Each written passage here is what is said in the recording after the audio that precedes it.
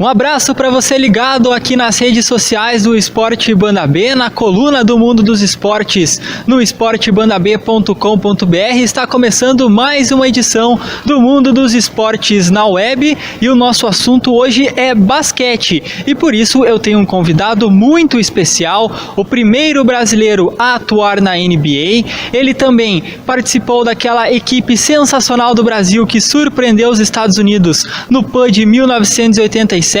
Disputou 3 mundiais, 2 Olimpíadas e atualmente é diretor de um projeto muito bacana, o projeto do Curitiba Monsters, a equipe de basquete da cidade de Curitiba. O meu convidado no Mundo dos Esportes na web desta semana é Rolando Ferreira. Bom, Rolando, boa tarde. Muito obrigado aqui pela sua participação no Mundo dos Esportes. Vamos começar pela sua carreira. Como que você iniciou a sua carreira no basquete? Bom, eu iniciei em 1978, de verdade. Tive uma experiência em 76, que não foi muito agradável. Eu parei de jogar. Em 78 eu comecei a jogar no Círculo Militar do Paraná. E daí, a partir de 78 até 2000, eu joguei basquete, né, como profissão. E em Curitiba, você teve alguma experiência assim, de equipe no basquete? Como que foi? Então, eu joguei no Círculo Militar na categoria de base, né? Então eu era infanto. Eu joguei o infanto até 81. Nesses 3 anos, eu participei da Copa Brasil de Juvenil, né, que existia na época de clubes, mas eu era infanto, eu joguei pouquinho, né, e daí eu fui convidado em 81 para ir para São Paulo.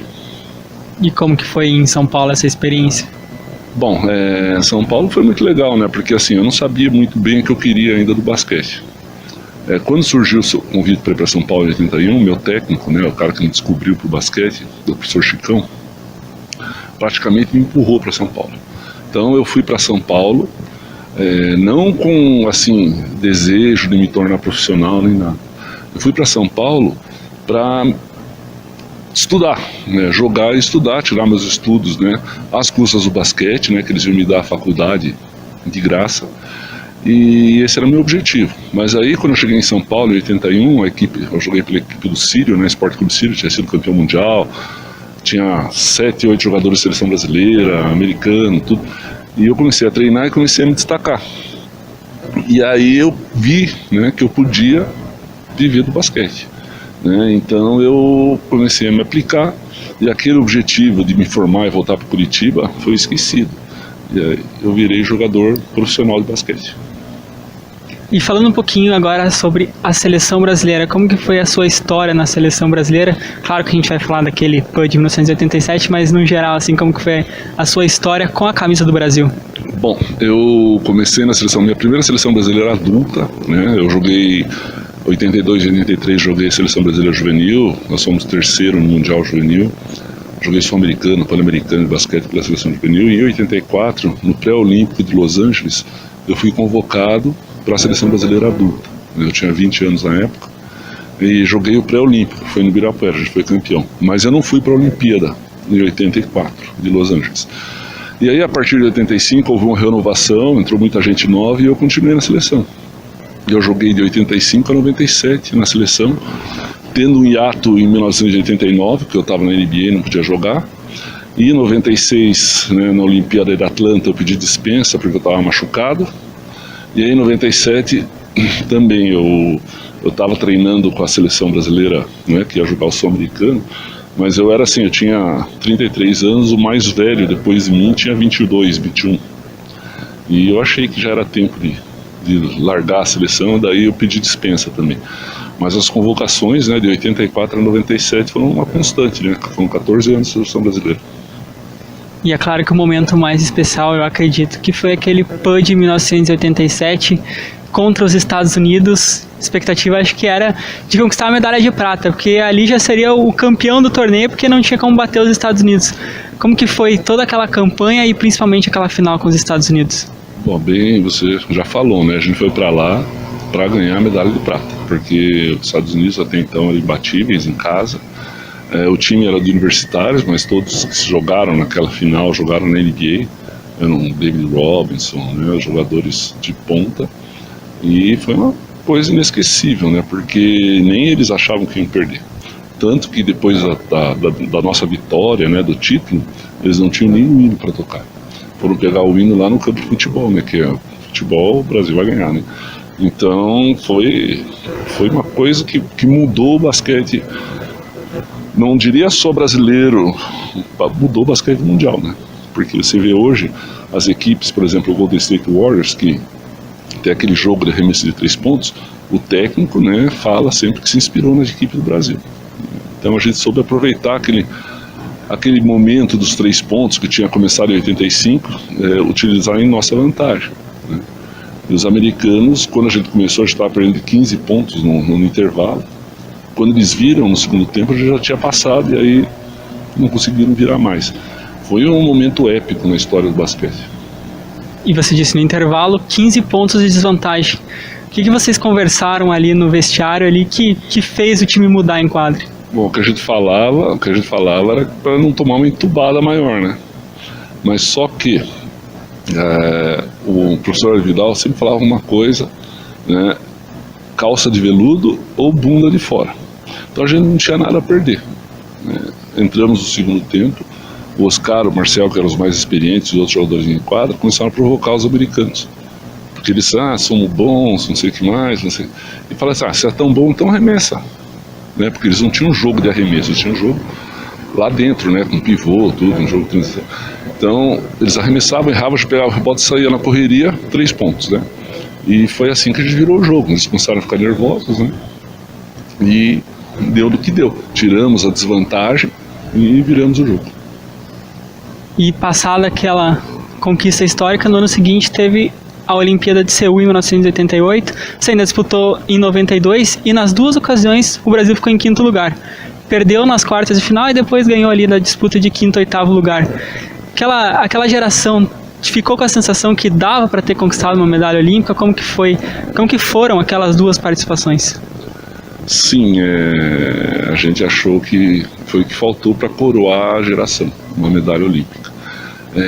Mais perto em 88. Na verdade, a gente perdeu, né, para a União Soviética, acho que 3 ou 2 pontos, né, que foi a campeã olímpica em 88. E em 92 foi um pouco mais conturbada a nossa estrada, né? Já tinha Dream Team, a gente jogou com o Dream Team e tudo. Mas foi o que faltou, a gente tinha condições de ganhar uma medalha, mas é o que eu sempre falo, basquete é muito competitivo, são muitas seleções do mesmo nível. Então o que acontece, se você ficar de primeiro a oitavo, não é motivo de vergonha, nada, porque é muito equilibrado, né? Então acho que a gente fez um bom papel, só não saiu com a medalha. E agora falando um pouquinho sobre a sua experiência na NBA, você foi o primeiro brasileiro a jogar na NBA, aquela temporada ali no Portland Trail Blazers. Como que foi para você numa época em que o jogador que jogava pela seleção, não podia jogar na NBA e você teve que fazer essa escolha e optou por jogar no melhor basquete do mundo? Então, quando eu fui para os Estados Unidos, eu fui atrás de um sonho, né? Que todo mundo falava para mim assim, não, Rolando, você tem que ir para os Estados Unidos. Eu falava, vou fazer o que nos Estados Unidos? Não, vai para os Estados Unidos, você vai jogar na NBA. E naquela época, a NBA não era globalizada como é hoje, né?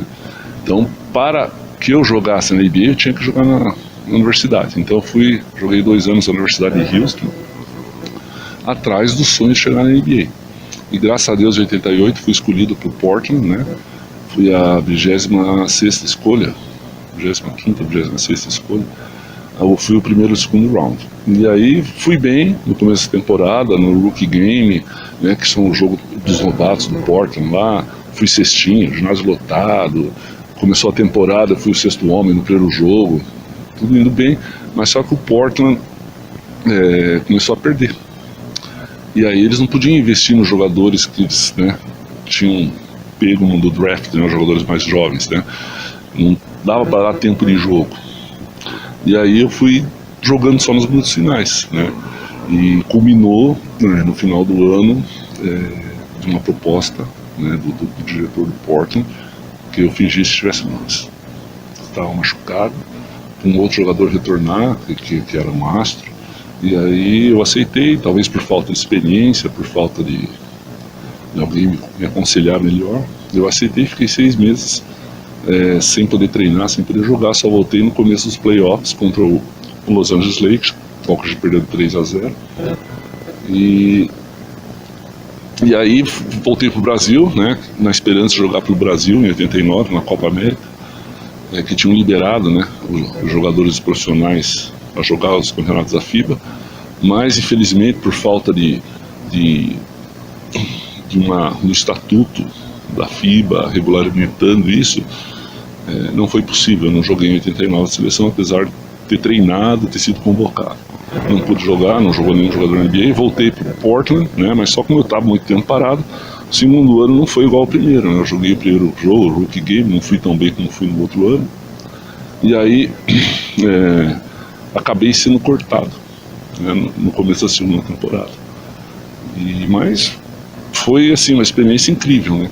Eu acho que eu sou o único jogador da NBA que não fez teste em outra equipe, porque quando eu fui cortado, meu agente queria arrumar outros times para mim fazer teste, e eu não deixei, porque eu queria que viessem atrás pro meu valor, não que fosse me vender. Questão de orgulho, né? Também falta de conselho, E aí eu voltei pro Brasil, para jogar no Brasil, que tive vários convites, voltei para jogar no Monte Líbano, achando que ia voltar para a NBA, só que como a NBA não era globalizada, internacional como hoje, me esqueceram, né? Mas assim, foi uma burrada minha, mas eu não me arrependo de nada que eu fiz, de ter escolhido a NBA, né, ao invés da seleção brasileira, que era acho que era um coroamento para minha carreira, né? E é isso, eu não me arrependo de nada, e foi boa a experiência que eu tive no NBA. E voltando a falar um pouquinho sobre a seleção brasileira, a geração de vocês conquistou aquela vitória sobre os Estados Unidos, teve grandes resultados. Depois ali a gente não viu o Brasil com grandes resultados. O máximo que foi ali na Olimpíada de Londres, que o Brasil tentou lutar por uma medalha, ele também parou ali na reta final. Você acha que o Brasil não soube aproveitar ali aquele momento de glória do basquete brasileiro? Eu acho que nós, né, todos, né, não vou colocar só a culpa na confederação. Nós deitamos em berço esplêndido achando que íamos ficar em berço esplêndido para sempre, né? Faltou, acho, um pouco de planejamento da CBB, porque o jogador fica velho, vai ter que trocar, substituir, talvez um trabalho de base mais forte, uma massificação do basquete mais forte para surgir novos valores, para continuar dando sequência ao trabalho que vinha sendo feito, né? E isso resultou, né, que a gente não foi em 2000, 2004, 2008, só vou voltar em 2012, né? Dessas 3 Olimpíadas que a gente não foi. Eu acho que o trabalho de base foi mal feito e a gente não teve esses jogadores para suprir a necessidade na seleção brasileira.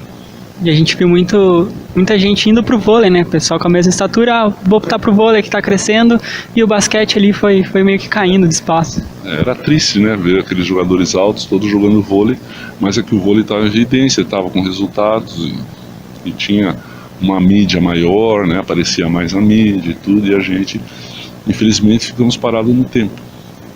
Tal, né? Como eu falei, não dá para culpar só a confederação, mas grande parte da culpa é da gestão. E como que você vê a seleção brasileira hoje em dia? Um ano de mundial, né? Primeira fase até complicada, tem Grécia, Montenegro e Nova Zelândia, é um grupo complicado e o Brasil precisa ficar pelo menos entre os 2 primeiros para avançar de fase. É complicado, né? A gente falava assim, a Iugoslávia quando separou, ela falou, pô, vai enfraquecer o time. Não enfraqueceu, porque dividiu, apareceu 3, 4 times bons, né? Montenegro é uma equipe da classificada para o Mundial. Grécia sempre teve tradição, e Nova Zelândia, não sei, alguns, acho que no Mundial, 2 mundiais atrás, fez um papel muito bom, né? Então é uma chave difícil, mas acho que a gente tem condições de classificar, né? Vai ser bem equilibrado, mas eu creio que o Brasil consegue uma das 2 vagas, né? Então aquela coisa que eu falei, classificando e ficando entre os 8 já é um grande papel, né? Então a gente tem que primeiro pensar em classificar entre os 8 para depois pensar em buscar uma medalha. E agora, voltando a falar um pouquinho sobre você, como que surgiu essa vida de Rolando professor? Então, eu parei de jogar em 2000, e aí eu não sabia o que eu vou fazer da vida, né? Não foi uma coisa planejada. Falei, eu sou formado em educação física, vou voltar para Curitiba e vou dar aula. Voltei para Curitiba, E aí quem abriu as portas para mim, na verdade, foi o professor Chicão, no Colégio Rio de Janeiro, o mesmo técnico que me descobriu. E eu comecei a dar aula, comecei a dar treino para a equipe universitária da Universidade Federal do Paraná, dava treino na Renault, tinha escolinha de basquete, tudo, mas só que assim, eu não sabia dar aula. Não é porque eu joguei no maior nível do basquete mundial que eu sabia passar o que eu conhecia, né? Então foi um momento muito difícil, né? Porque além de tudo eu ganhava muito mais jogando basquete porque 4 empregos eu tinha mulher e 2 filhos para criar. Então foi um momento muito difícil. Demorou, mas a ficha caiu, porque para eu poder trabalhar nessa área eu tinha que estudar. E daí eu fui fazer pós-graduação, fiz mestrado, e daí, desde 2006, né, eu estou lecionando na Universidade de Curitiba do Paraná, hoje eu sou coordenador do curso de Educação Física. Então acho que assim, eu tenho um relativo sucesso nessa carreira, não tanto quanto eu tive na carreira esportiva, né, porque chegar, vamos dizer, na NBA da educação, mas estou me esforçando aí, gosto do que eu faço. E agora, além de professor, você também é diretor desse novo projeto de Curitiba no basquete, o Curitiba Monsters. O que dá pra gente falar sobre esse início do Curitiba Monsters? Bom, é um sonho antigo. Eu sempre falo assim, eu recebi muito da sociedade do basquete. E a gente tem que retribuir de alguma maneira. Então é uma coisa que eu falo sempre, né? Eu estou à frente desse projeto, né? Não sou o idealizador, não era só um grupo de pessoas, mas a minha vontade é dar oportunidade a esses jovens que são um time de terem as mesmas oportunidades que eu tive, né? No basquete, porque o esporte abre muitas portas, né? Então a gente teve, assim, sempre o sonho de ter uma equipe em Curitiba. Curitiba nunca teve uma equipe disputando o NBB, mas a gente tem que começar devagar. Então a gente sou eu, né, que sou o diretor, o Fábio Pelanda, que é o técnico, e o Adair Rocha, que é o presidente da Associação Viver Mais.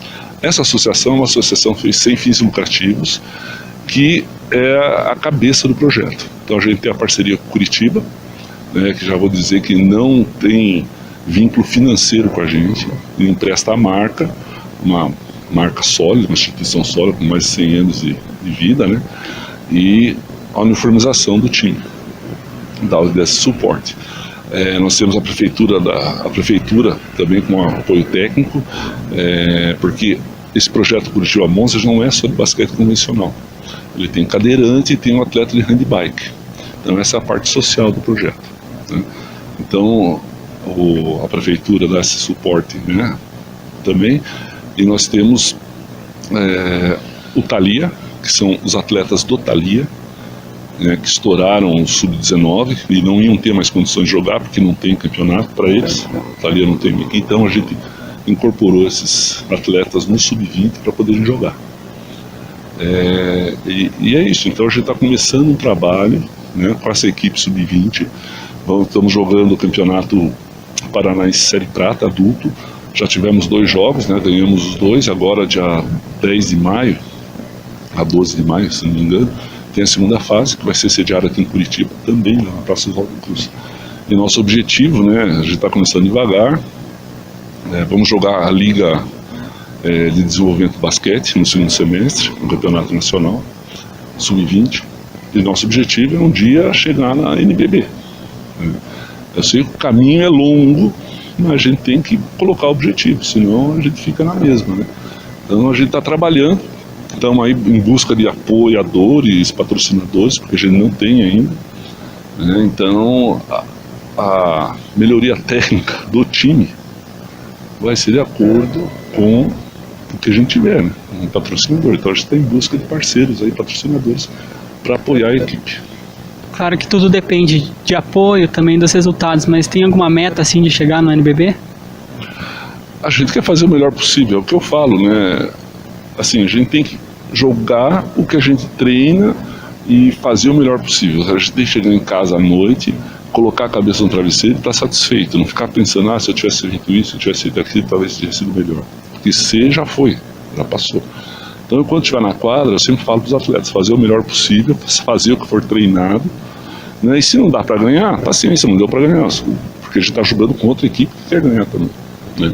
Então, fazer o melhor papel possível, né? O primeiro ano, os meninos, na verdade, são inexperientes, né? São meninos de 19, 20 anos, cometem erros, é lógico que não por vontade própria, né?